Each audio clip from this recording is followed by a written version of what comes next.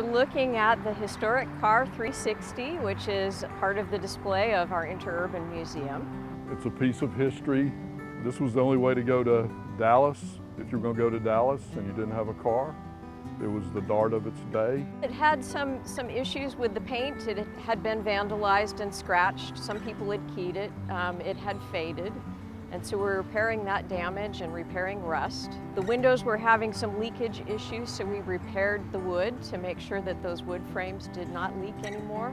All of the windows were removed and taken back to a shop where they could be disassembled, checked for rot, weak joinings, put back together again, resealed, repainted, restained. And so they are now functioning. We restored it to its original colors. Red tends to fade perhaps more actively than other colors, and black.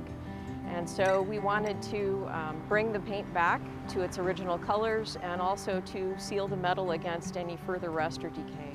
The interior woodwork had many restoration jobs over time, sort of overlapping, so the overall effect was a rather uneven one. Definitely not taking it back to the way it had been previously. So we wanted to sort of hit the reset button on that and to make it look not new again, but to look as its original makers had intended.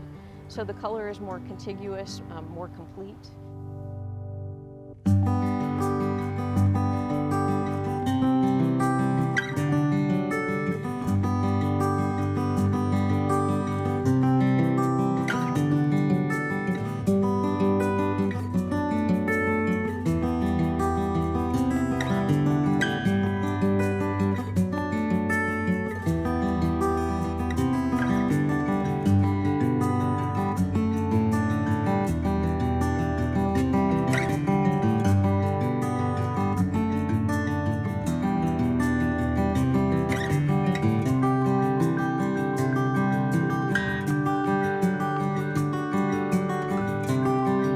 When the Interurban closed, this car was a pretty common thing. There were a lot of these cars.